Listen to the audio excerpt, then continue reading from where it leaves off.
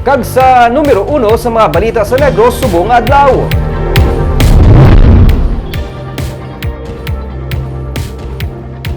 Isang patay kag isa ang pilason sa katapos ang Philippine Army sa nagluntad nga encounter sa Lambunaw, Iloilo kahapon. Silang mga lunsay taga Negros Occidental.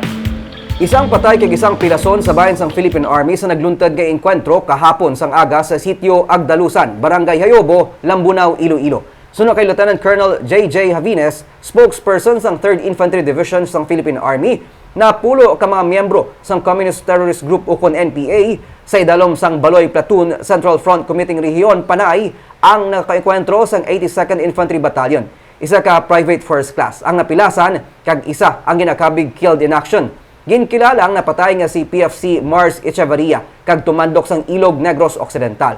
Ang pilaso naman ginkilala kay PFC Jomari Lieses sang Kawayan Negros Occidental nga karon luwas na sa katalagman. Suno kay Javines, nagapatigayon sang Focus Military Operation ang 82nd Infantry Battalion sa katupad nga barangay sang Kabatangan sang may nabaton sila nga impormasyon nga may katapo sang rebelde sa barangay Hayobo, rason nga ila inigin kadtuan.